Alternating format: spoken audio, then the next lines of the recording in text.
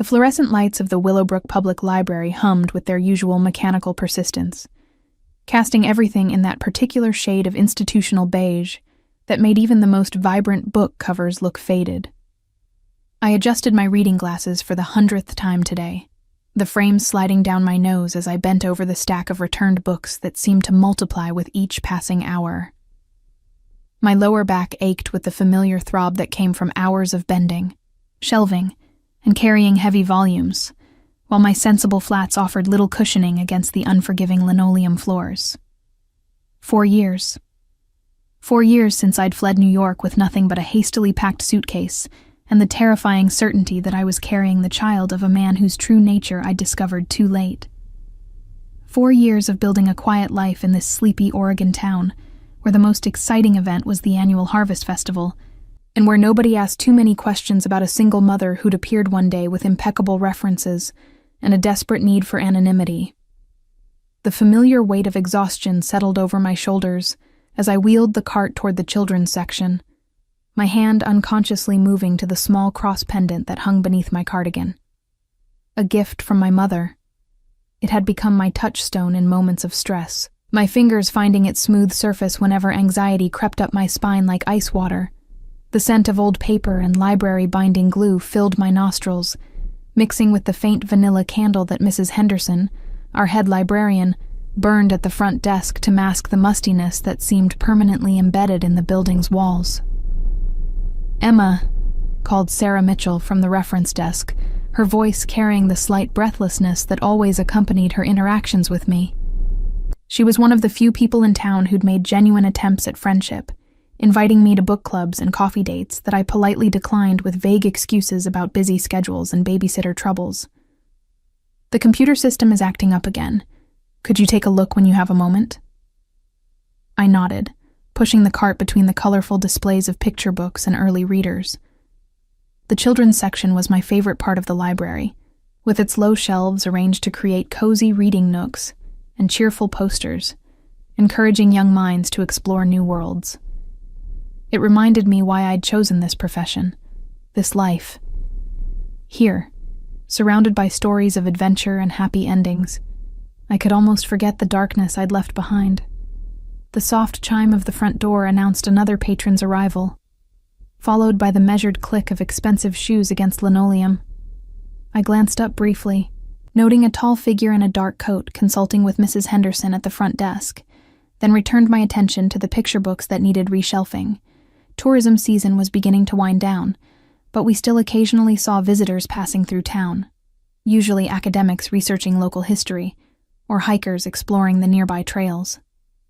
My phone buzzed softly in my cardigan pocket, and I pulled it out to find a text from Grace, my babysitter, and one of the few teenagers in town responsible enough to trust with my most precious secrets.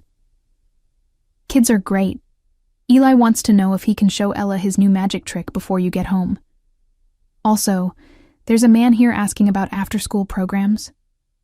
A chill ran down my spine, my fingers tightening involuntarily around the phone. The children rarely had visitors, especially not men inquiring about programs. I quickly typed back, "What kind of man? Did he give a name?" But before I could send the message, the sound of those expensive shoes had grown closer, accompanied by a voice that made my blood turn to ice. "Excuse me," the voice said, deep and controlled with that subtle hint of authority I'd once found so attractive. "I'm looking for information about your children's reading programs." I froze, my hand gripping the spine of a Dr. Seuss book so tightly that my knuckles went white. That voice. Rich baritone with the faintest trace of East Coast formality. The kind of careful diction that came from expensive private schools and boardroom meetings. The kind of voice that had whispered my name in luxury hotel rooms and promised me everything while hiding the truth about who he really was. Slowly, fighting every instinct that screamed at me to run, I turned around. Standing 3 feet away, impeccably dressed in a charcoal wool coat that probably cost more than my monthly salary, was Ethan Blackwood. 4 years had done nothing to diminish his commanding presence. If anything, he seemed more imposing than before, his dark hair now touched with distinguished silver at the temples, his storm gray eyes holding the same dangerous intelligence that had once made me feel like the most fascinating woman in the world. He looked exactly as I remembered, and absolutely nothing like the gentle accountant persona he'd maintained during our brief affair. This was the real Ethan Blackwood, the man whose name was whispered in certain circles with equal parts respect and fear. The man who commanded an empire built on shadows and violence, who could make problems disappear with a phone call or a subtle nod to one of his associates. "Hello, Emma," he said softly, his eyes taking in my simple cardigan, my sensible shoes, my carefully crafted facade of suburban normalcy. "You're looking well." My throat felt like sandpaper, my voice emerging as barely more than a whisper. "What are you doing here?" A slight smile curved his lips, never reaching his eyes. "I think you know why I'm here." His gaze moved deliberately to the family photos on my desk, visible from where we stood, lingering on the images of two dark-haired children with their father's unmistakable gray eyes. "Beautiful children, Emma. They have my mother's chin." The picture book fell from my nerveless fingers, landing with a soft thud on the carpeted floor. Around us, the library continued its quiet afternoon rhythm. Mrs. Henderson shuffled papers at the front desk, completely unaware that my carefully constructed world was crumbling beneath the weight of 4 years' worth of secrets, finally catching up with me. "How did you find us?"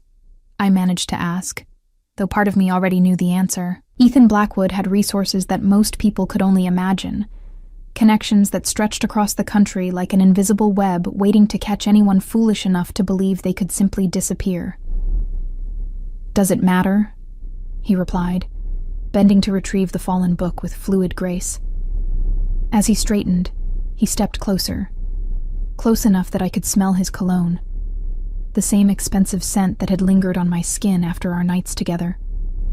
Before I knew what he was, before I understood the kind of man who could touch me so tenderly, and yet command such terrible power. "I'd like to meet them properly," he continued, his voice never rising above a conversational tone, despite the threat underlying every word. "My son and daughter. Our children, Emma." My hand moved instinctively to my pendant, clutching it like a lifeline. "They don't know about you.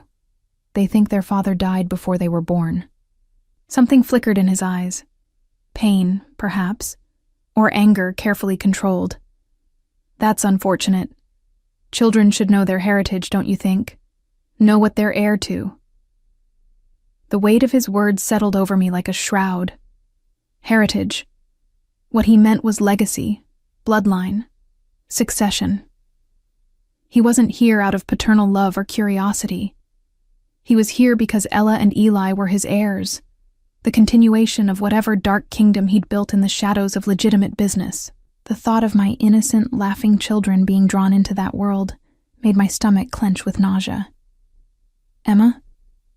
Sarah's voice drifted over from the reference desk. "Is everything all right over there?" I forced a smile, though my face felt like it might crack from the effort. "Everything's fine. Just helping a patron with information about our programs." Ethan's smile widened, approving of my discretion. "Yes, I'm very interested in the programs you offer here.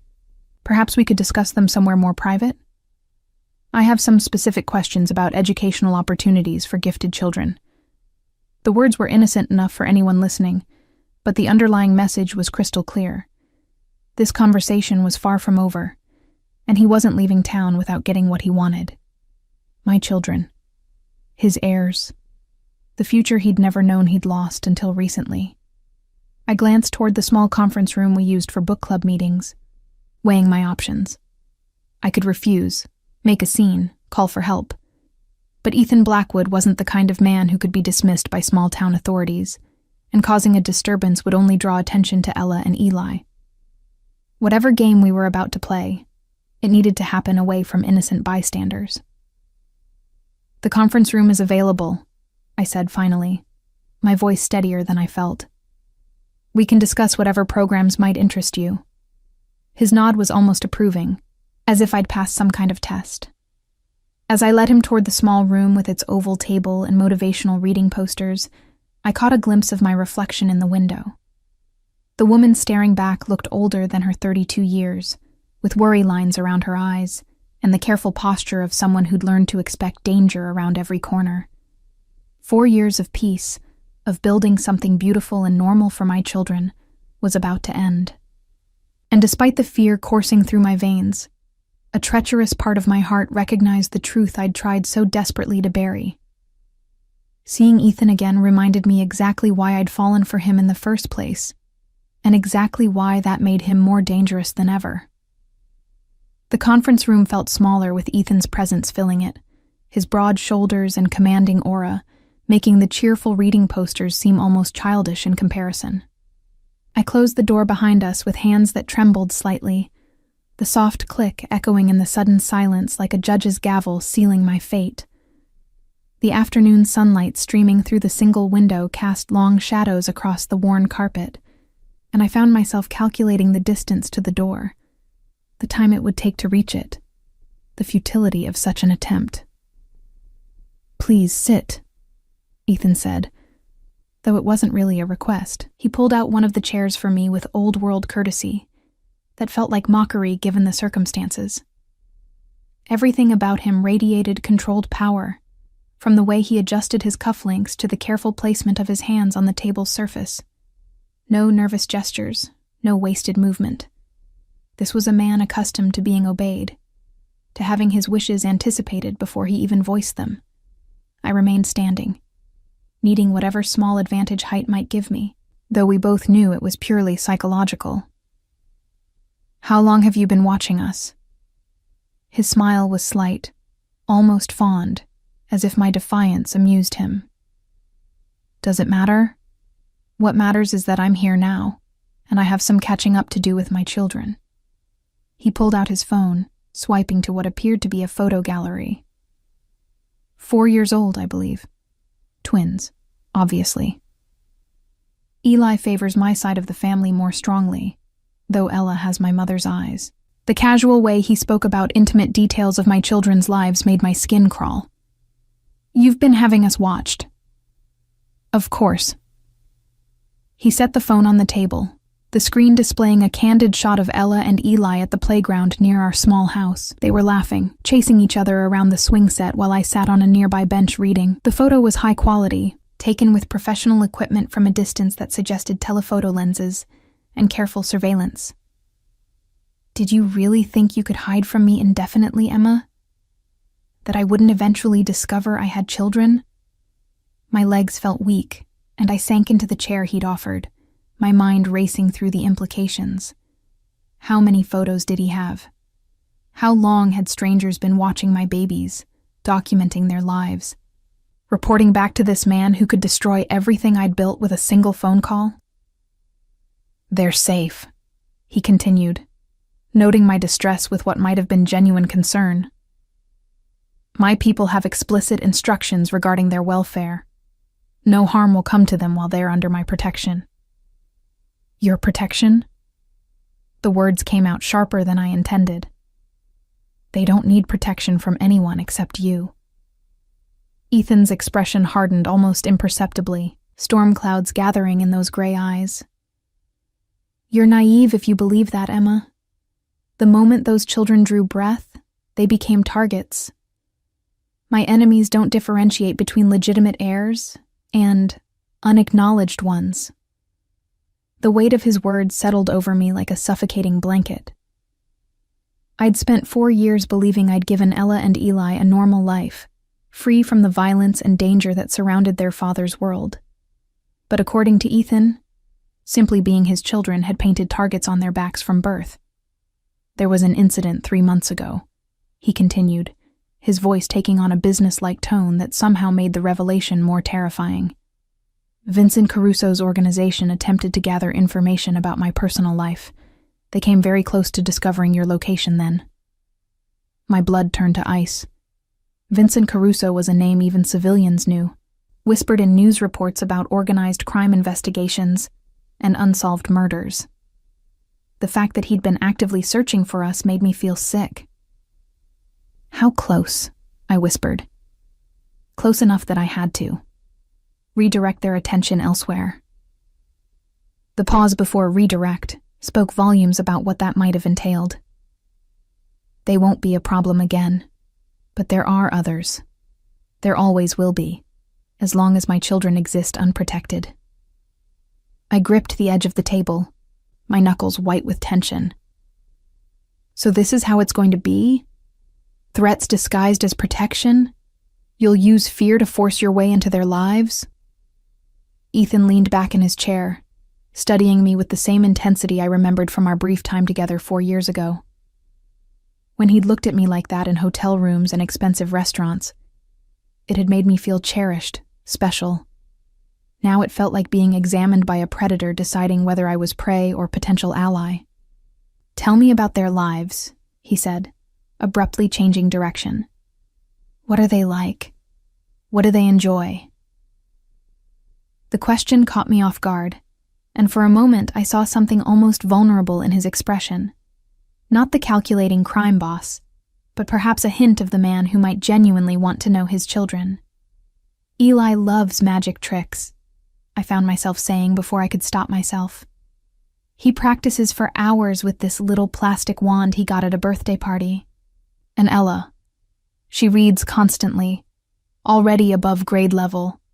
She wants to be a veterinarian because she says animals need people to speak for them." Something softened in Ethan's features as I spoke, a warmth I hadn't expected. "Intelligent children. Good. Intelligence is crucial in our family." The possessive pronoun wasn't lost on me. "What about their health? Any issues I should be aware of?" "They're perfectly healthy," I said defensively, then immediately regretted revealing even that much. Every piece of information I gave him was another thread in the web he was weaving around us. "Excellent.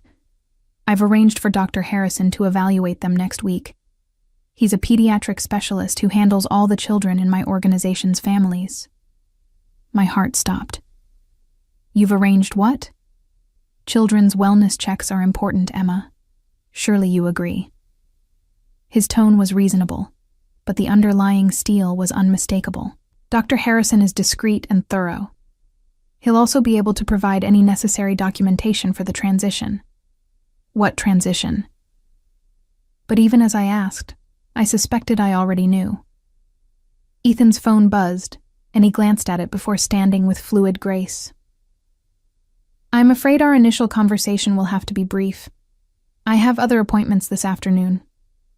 He straightened his coat, every movement precise and controlled.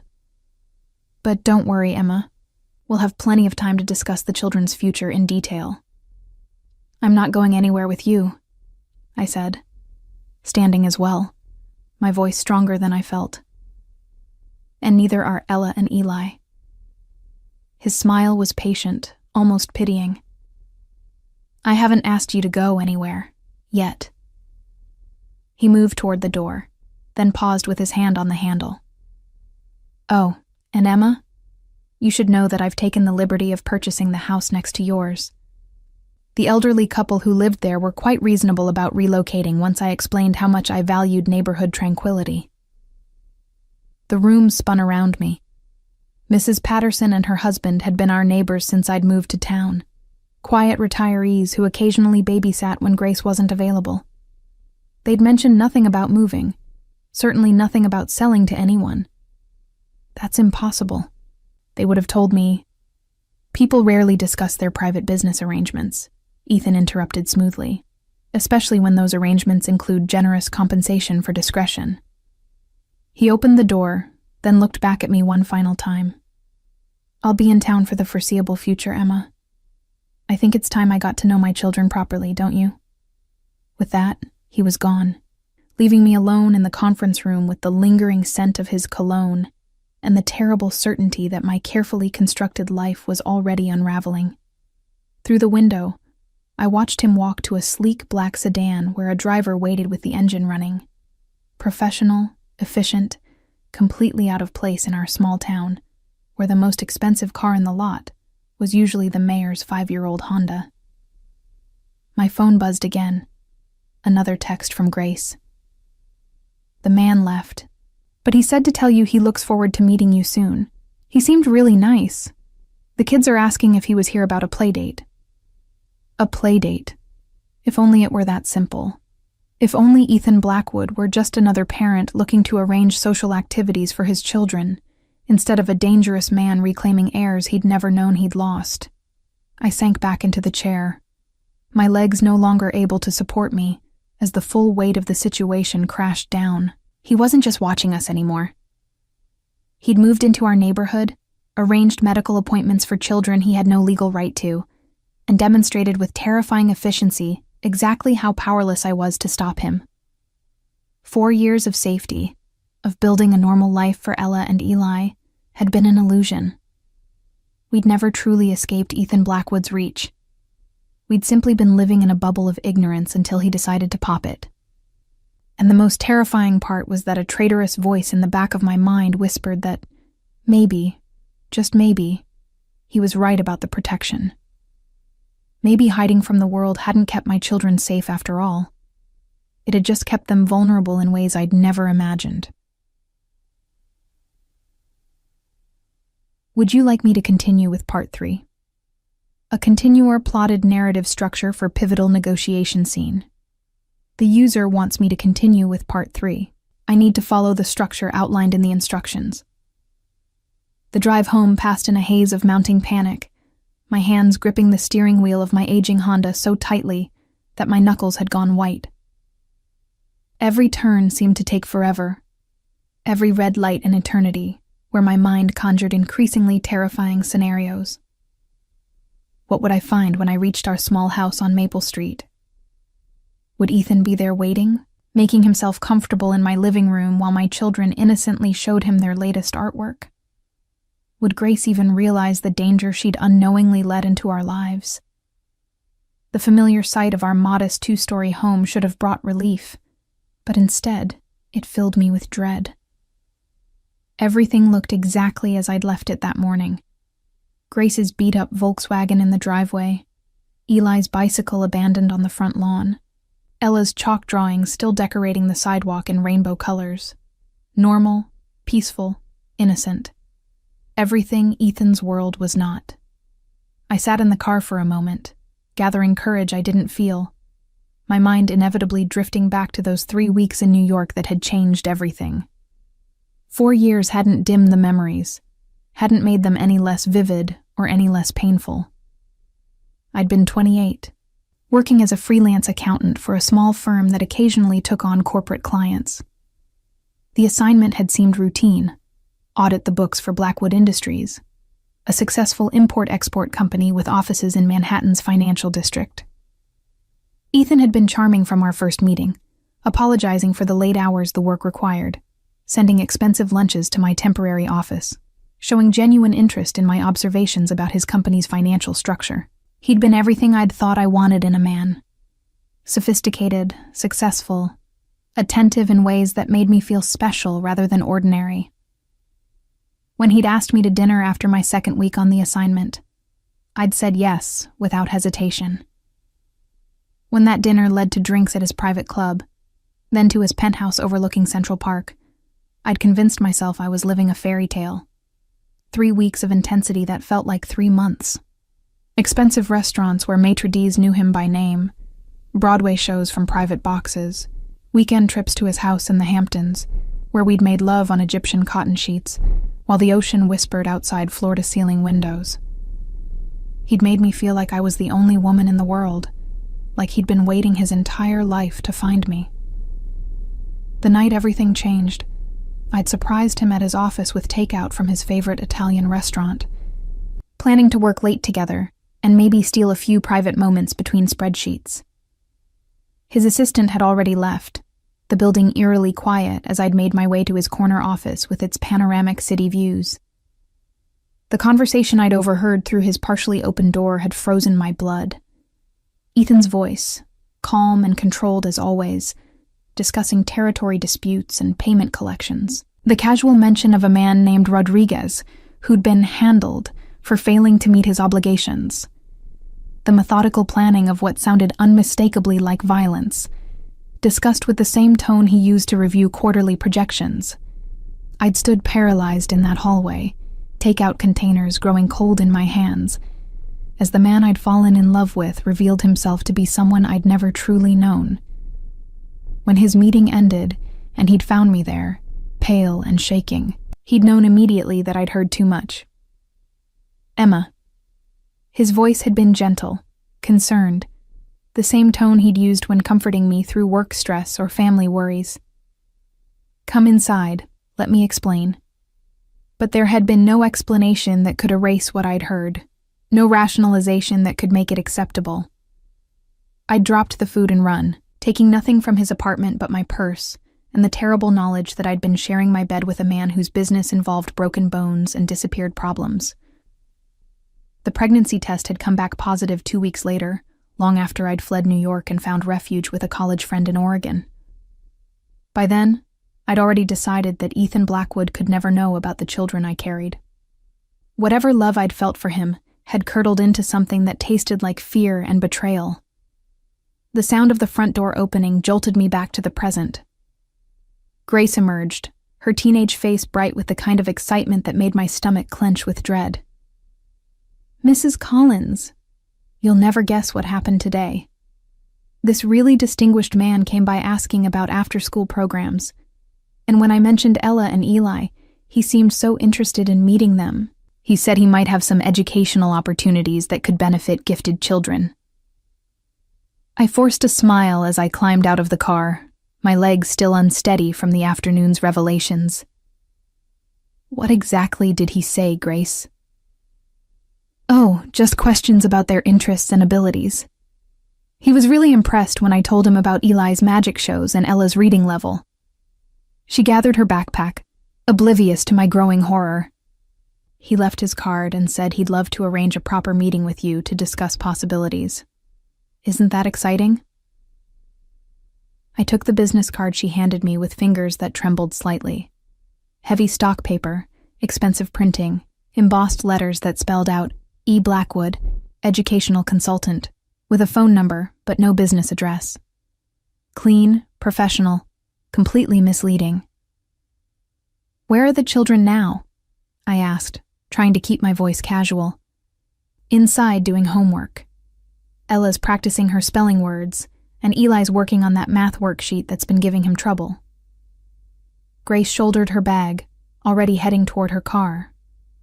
"Oh, and Mrs. Collins? He seemed like such a nice man. Very polite, great with kids. Eli was showing him that card trick with the disappearing coin, and the man acted like it was the most amazing thing he'd ever seen."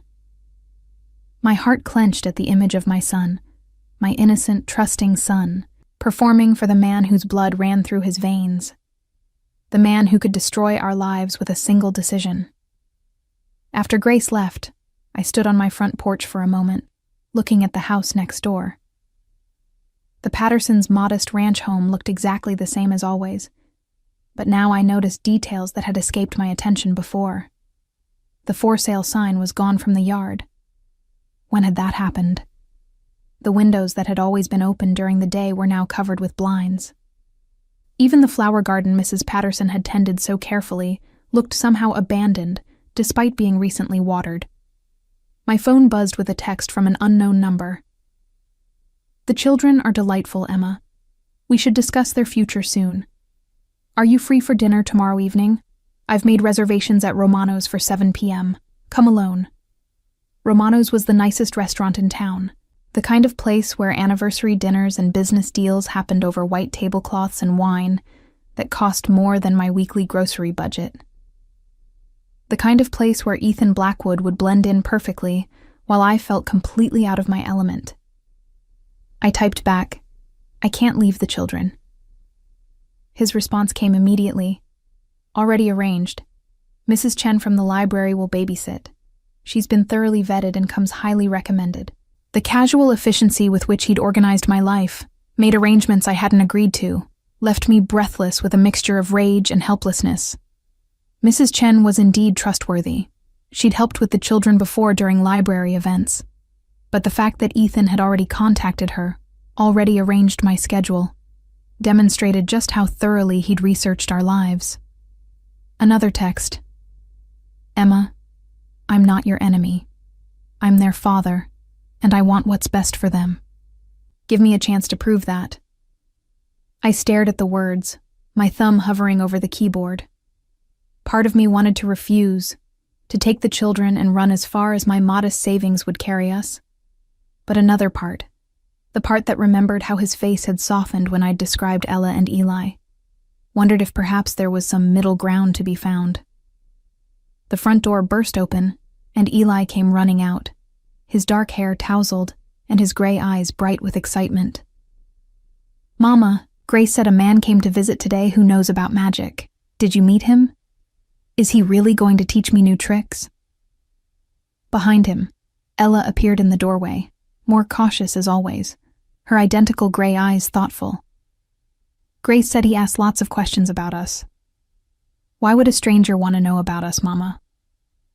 Looking at them, my beautiful, innocent children, who had no idea their lives were about to change forever, I made my decision. If Ethan Blackwood wanted to discuss their future, then we would discuss it. But it would be on my terms, with my conditions, and with the clear understanding that I would fight him with everything I had to protect the life we'd built. I typed my response. Fine. Tomorrow at 7. But we need to establish some ground rules. His reply was immediate. Looking forward to it. And Emma? Thank you for giving me this chance.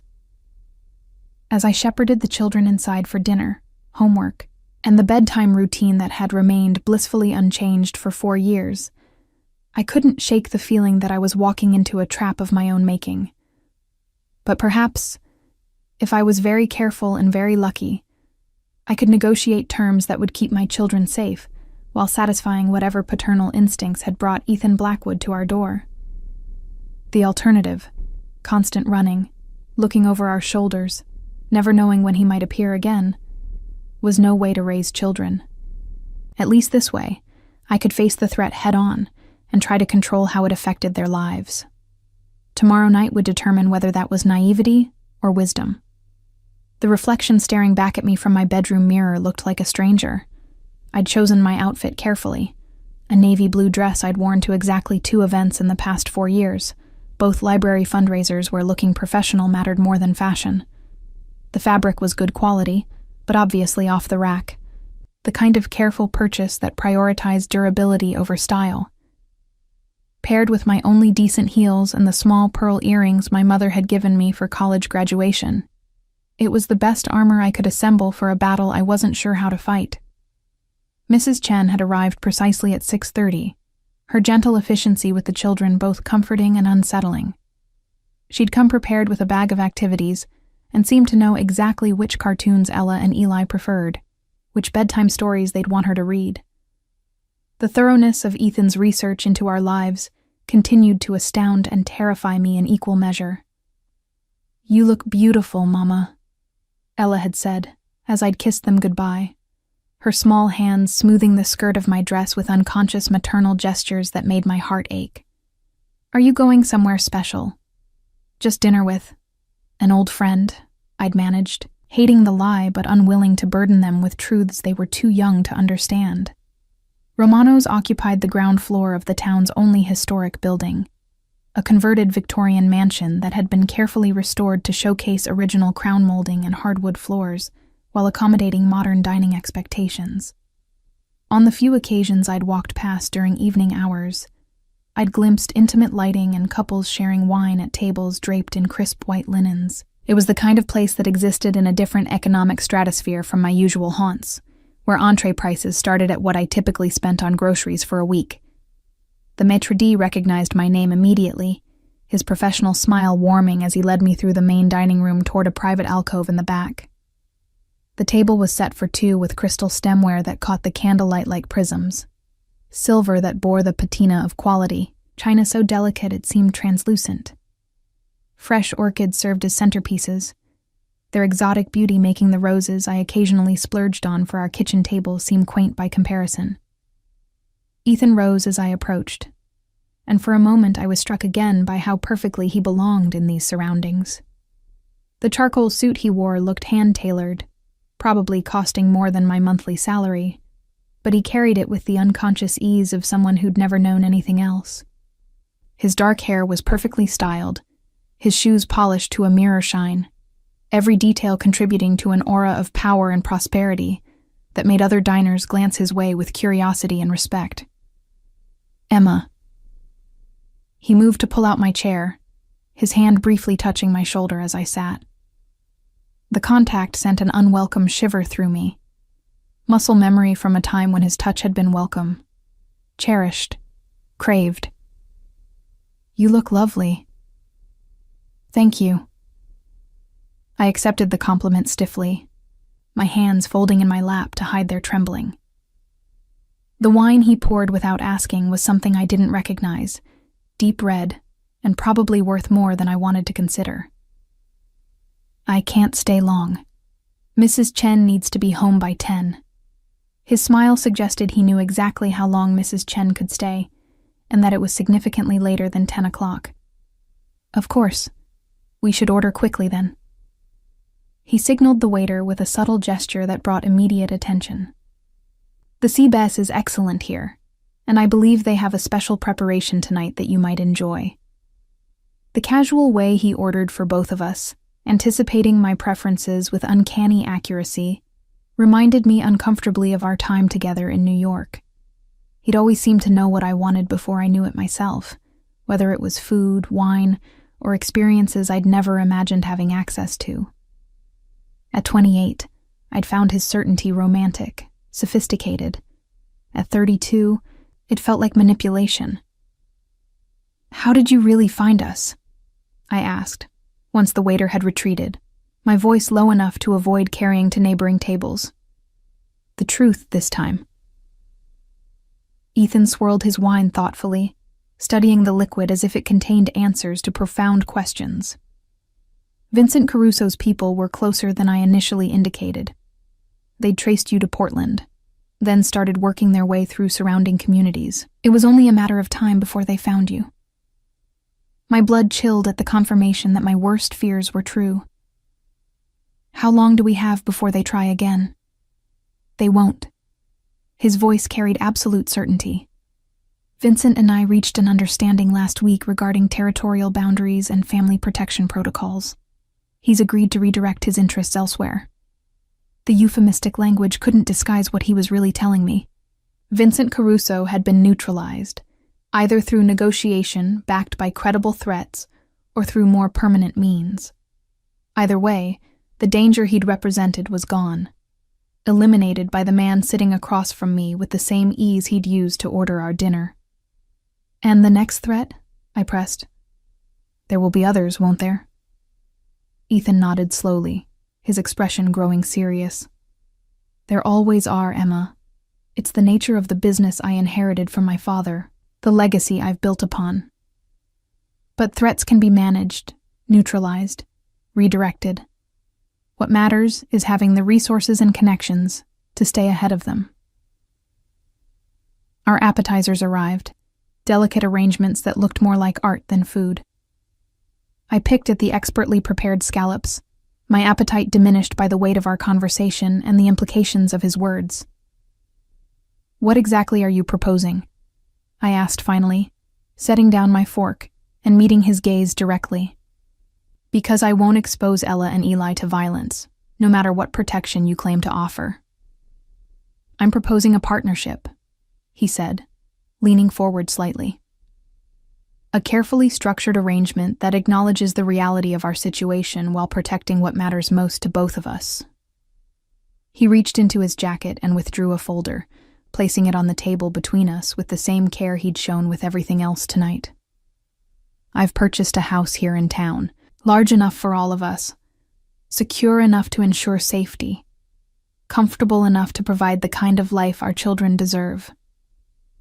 I stared at the folder without touching it, knowing that whatever documents it contained would represent the end of the independence I'd fought so hard to build. "You want us to move in with you. I want our children to have stability, security, and opportunities that extend beyond this small town. His voice remained calm, reasonable, but I could hear the steel beneath. Excellent schools, cultural experiences, travel, connections that will serve them well regardless of what paths they choose in life. And what would I be in this arrangement? The question came out more bitter than I'd intended. Your kept woman? The mother of your children who's expected to be grateful for whatever scraps of attention you offer? Something flickered in his eyes. Hurt, perhaps, or genuine surprise at my characterization. You would be my partner, Emma. In every sense that matters. The woman I should have married 4 years ago if circumstances had been different. The words hung between us like a bridge I wasn't sure I dared cross. Part of me wanted to believe him, wanted to imagine that the feelings we'd shared in New York had been real, despite the lies that surrounded them. But another part, the part that had kept us safe for 4 years, whispered warnings about trusting a man whose profession required him to be an expert at deception. I need guarantees, I said finally. Written agreements about the children's safety, their education, their exposure to your business affairs. Ethan's smile was approving, as if I'd passed some kind of test. Already prepared. He opened the folder, revealing documents that had clearly been drafted by expensive legal counsel. Full custody arrangements that protect their interests, trust funds for their education and future needs, and explicit protections regarding their involvement in family business until they reach majority age. I scanned the papers with growing amazement. Every concern I might have raised had been anticipated, every protection I could have demanded already included.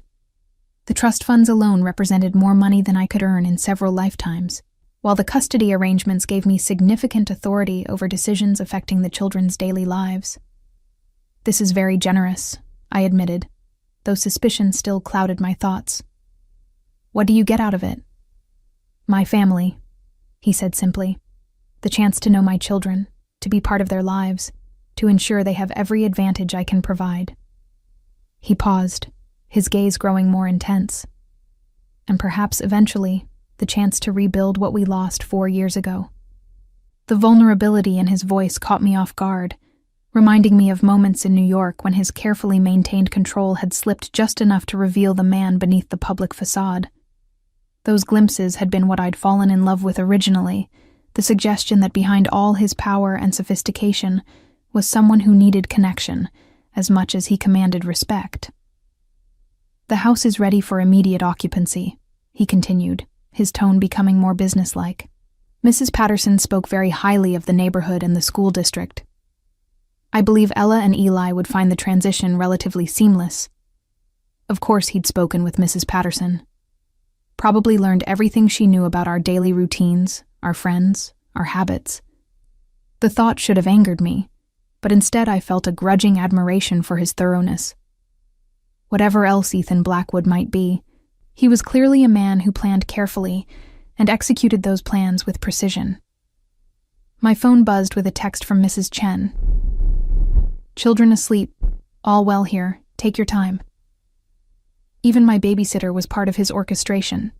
Her message perfectly timed to remind me that he'd thought of everything, anticipated every concern, removed every obstacle to his proposal. I need time to think, I said, though we both knew my options were limited. He'd made it clear that remaining in our current situation wasn't safe, and running again would only delay the inevitable, while placing the children at greater risk. Of course.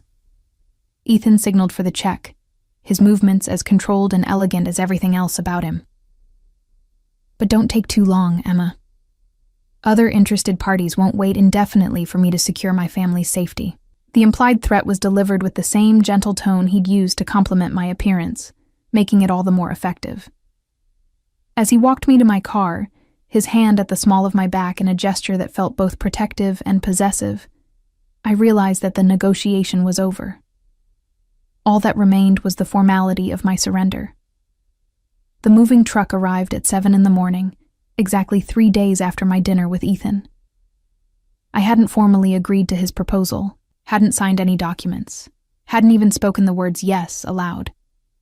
But somehow, professional movers were carefully packing our modest belongings, while Ella and Eli watched from the porch swing, their eyes wide with excitement about the adventure Mama had promised them. The new house has a library, I'd told them, which was true according to the floor plans Ethan had provided, and a big backyard where Eli can practice his magic tricks. Also true, though I'd omitted mentioning the discreet security features that surrounded the property like an invisible fortress.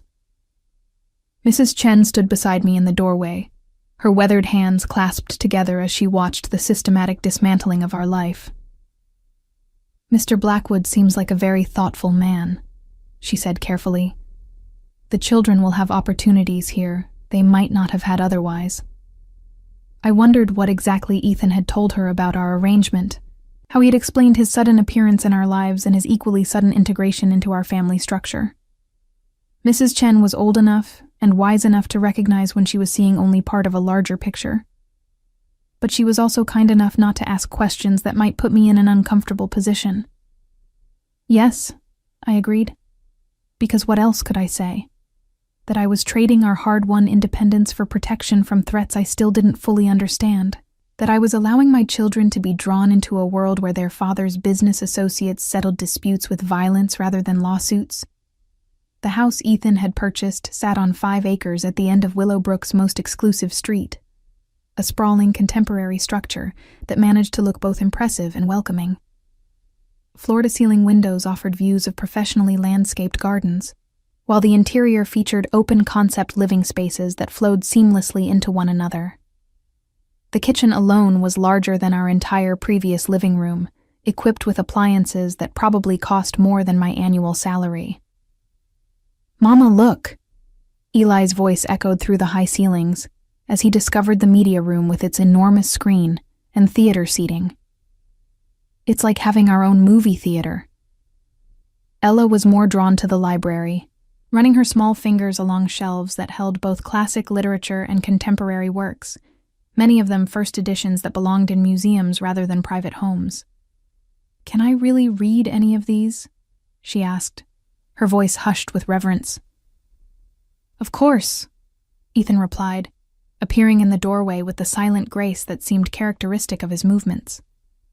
He wore casual clothes today, khakis and a navy sweater that probably cost more than my monthly grocery budget, but somehow still managed to project an aura of command. Though some of them might be a bit advanced for now, we'll work up to those. The casual assumption that he would be part of their educational journey, that we would be making decisions about their development, should have irritated me.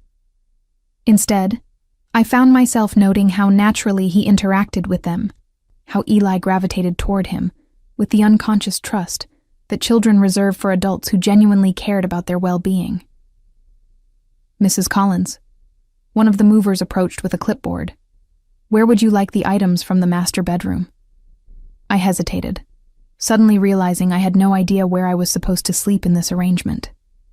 Ethan had shown me through the house the previous day, pointing out the children's rooms with their built-in desks and reading nooks, but he'd been deliberately vague about the sleeping arrangements for the adults.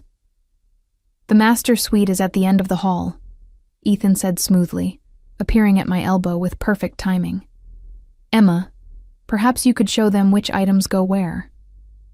The master suite was stunning, with a king-sized bed that dominated the space and French doors leading to a private balcony overlooking the gardens.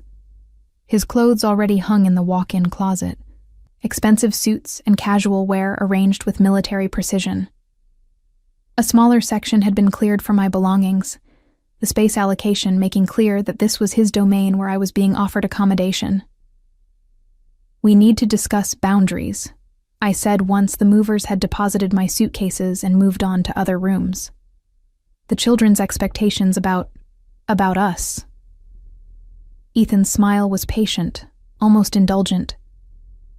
"What boundaries did you have in mind? Separate bedrooms would be a start. At least until we figure out how this arrangement is going to work long-term." He moved to the window, looking out at the gardens where Ella and Eli were exploring an elaborate playground that hadn't been there during my tour the day before. The guest suite is certainly available if that's what you prefer, though you should know that several of my business associates will be visiting over the next few weeks. It might raise questions if we're obviously not sharing living space. Of course there would be business associates. Of course our personal arrangements would be subject to the requirements of his professional image. I was beginning to understand that every aspect of this new life would be carefully orchestrated to serve his larger purposes, with my comfort and preferences being secondary considerations at best. My phone rang, interrupting my growing frustration. The number wasn't one I recognized, but something about the timing made me answer despite my usual caution about unknown callers. "Is this Emma Collins?" The voice was unfamiliar, professional, but with an underlying edge that made my skin crawl. "Who is this?" I moved away from the window, instinctively seeking privacy for a conversation that felt immediately threatening.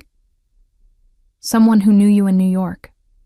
Someone who's very interested in your current living situation." A pause, pregnant with menace. "Particularly your new relationship with Ethan Blackwood." My blood turned to ice. Through the window, I could see Ella and Eli playing on the swings, their laughter carrying on the afternoon breeze. They looked so innocent, so unaware that their new life might have already attracted exactly the kind of attention I'd spent 4 years trying to avoid. "I don't know what you're talking about," I said, though we both knew the denial was pointless. "Of course you do. The question is whether you understand what you've gotten yourself into." The voice took on an almost conversational tone. "Ethan Blackwood's women tend to have short lifespans, Emma, especially the ones who know too much about his business operations." Before I could respond, the phone was plucked from my hand with startling speed.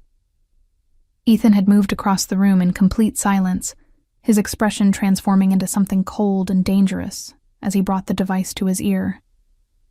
"This is Blackwood," he said, his voice carrying the kind of quiet authority that made generals nervous. There was a pause as he listened, then, "Mr. Torino, how unexpected.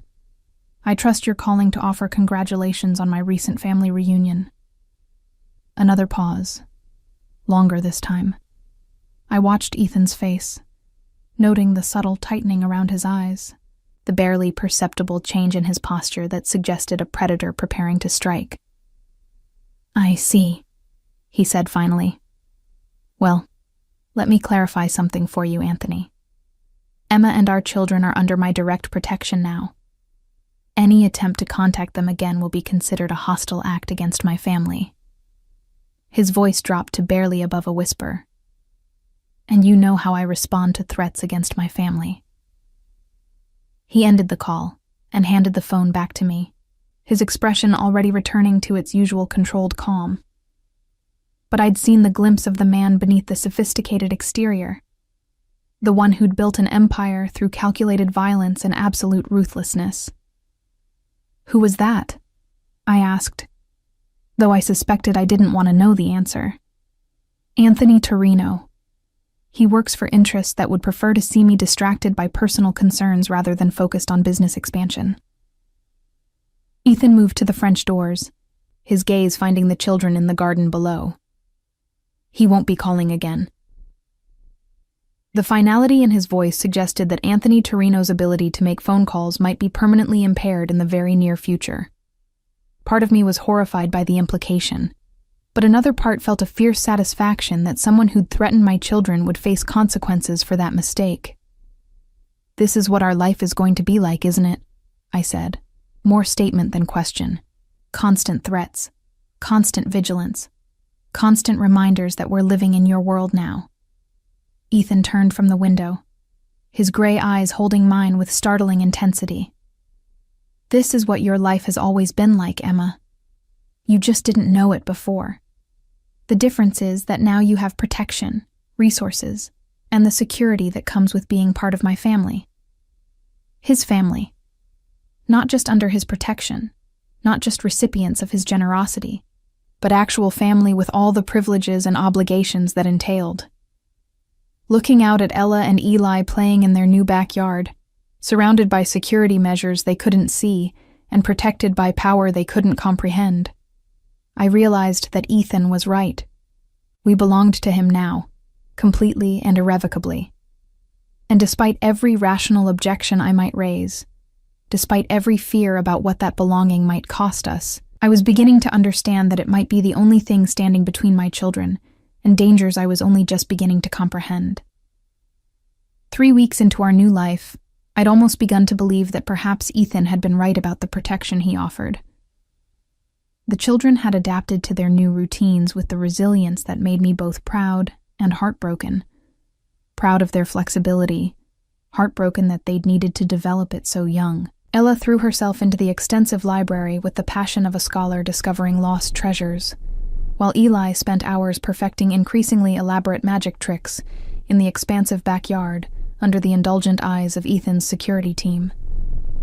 The men who watched over us had become familiar faces rather than threatening presences. Marcus, the head of security, actually smiled when Eli performed his disappearing coin trick for the 5th time that day. David, who monitored the perimeter, had helped Ella rescue an injured bird and builded a small recovery habitat in the garden. They were professional, discreet, and surprisingly gentle with children who saw them as friendly adults rather than armed guardians. Ethan himself had proven to be a devoted father in ways that both surprised and unsettled me.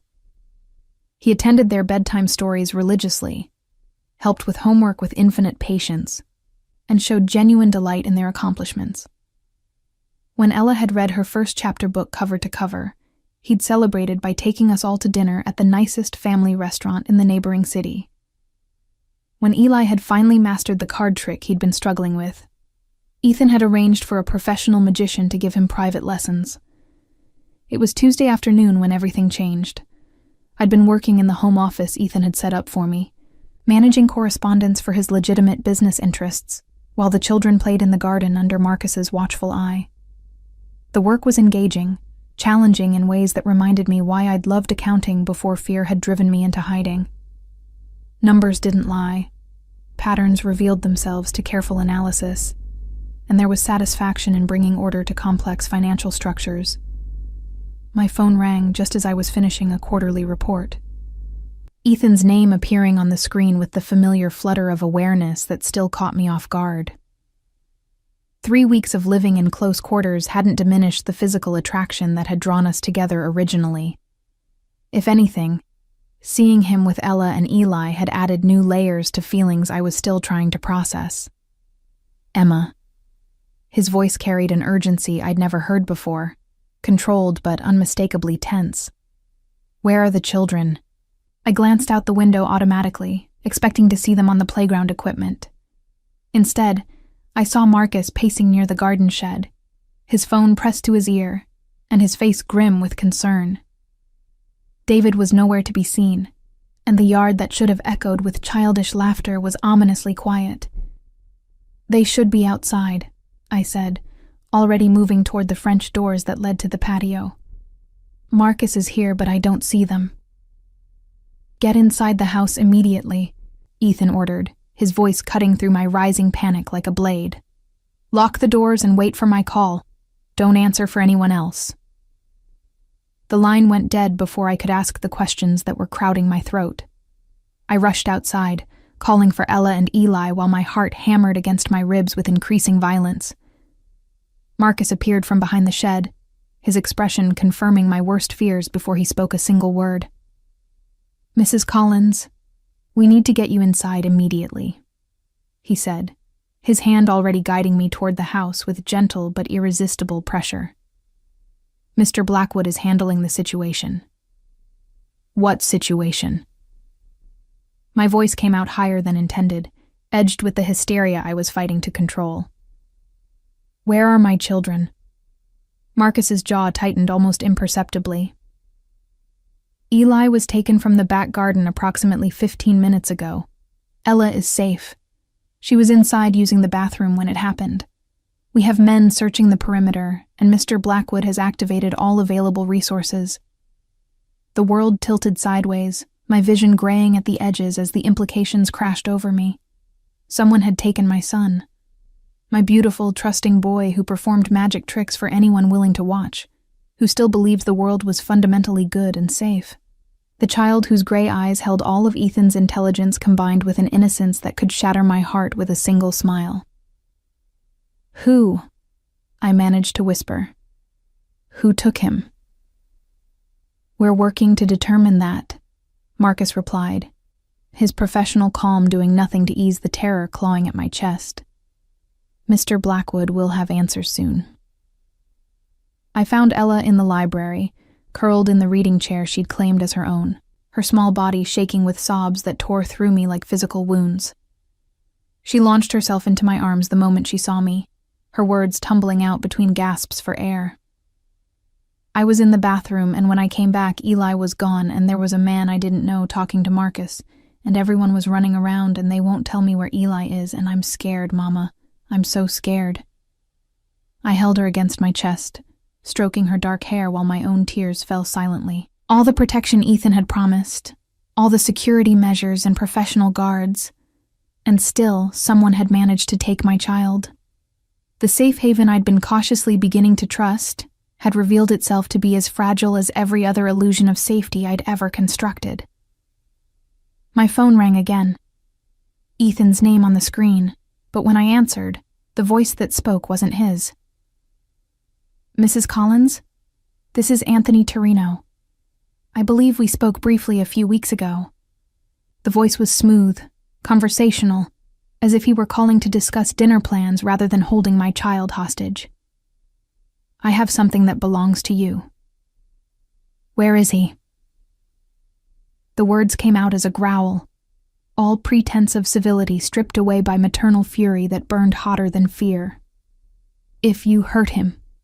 "He's perfectly safe for now," Torino interrupted. "Charming boy. Very polite, very trusting. He's been showing me his magic tricks while we wait for his father to arrive. Father. Not stepfather. Not mother's boyfriend. But father." Even Eli's kidnapper recognized the truth that I'd been fighting to deny. "What do you want?" I asked, though I already knew the answer would be something I couldn't give. Ethan Blackwood's withdrawal from certain business interests that conflict with my own. Nothing too complicated. Just a signed agreement transferring territory rights and a promise to redirect his expansion plans. Torino paused, and I could hear background noise that might have been traffic. "He has 2 hours to consider my proposal. After that, I'm afraid young Eli might disappear as permanently as his father's previous problems." The call ended, leaving me staring at the phone while Ella clung to me with desperate strength. 2 hours. Someone was giving Ethan Blackwood 2 hours to choose between his business empire and his son's life, as if there could be any question about which mattered more. Marcus appeared in the doorway, his expression grim but determined. "Mrs. Collins, Mr. Blackwood will be here in 20 minutes. He wanted me to assure you that everything possible is being done to bring Eli home safely." "And if it's not enough?" I asked, voicing the fear that was eating me alive from the inside. "What if this time he can't fix it?" Marcus's smile was razor sharp, carrying absolute confidence in his employer's capabilities. "Ma'am, you haven't seen what Mr. Blackwood is truly capable of when his family is threatened. Anthony Torino has made the last mistake of his career. When Ethan arrived, he brought with him an army. Not literally, but close enough. Black SUVs filled with men whose movements spoke of military training and whose eyes held the cold calculation of professional soldiers. He swept into the house like a force of nature, gathering Ella and me into an embrace that felt like stepping inside a fortress. "He's going to be fine," he murmured against my hair, his voice carrying absolute certainty. "I promise you, Emma, I will bring our son home. Our son. Not your son, or the boy, but our son." The possessive pronoun wrapped around my heart like armor, offering the first genuine comfort I'd felt since discovering Eli was missing. 90 minutes later, it was over. Ethan returned with Eli sleeping peacefully in his arms, exhausted from his adventure but completely unharmed. The men who'd taken him were gone, permanently, according to the look in Ethan's eyes when I'd asked about consequences. Anthony Torino would never threaten another child again. That night, as we sat together in the master bedroom, with both children sleeping between us despite their own perfectly appointed rooms, I finally understood what Ethan had been trying to tell me all along. This wasn't about control or possession or even paternal rights. This was about family in the most fundamental sense, the willingness to destroy anything that threatened the people you loved most. "I'm sorry," I whispered in the darkness, "for fighting this, for trying to keep them from you, for believing we could be safe without you." His arm tightened around me, his lips pressing against my temple in a gesture that felt like a promise. "You have nothing to apologize for. You were protecting them the only way you knew how." His voice grew quieter, more intense.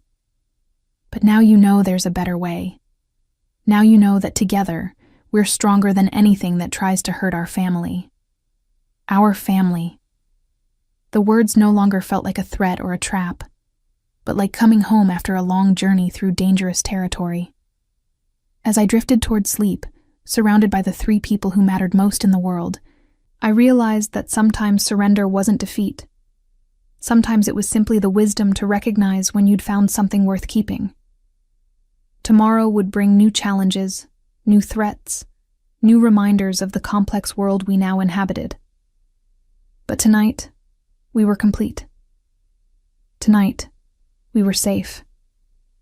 And tonight, for the first time in 4 years, I wasn't afraid of what morning might bring, because whatever it was, we would face it together.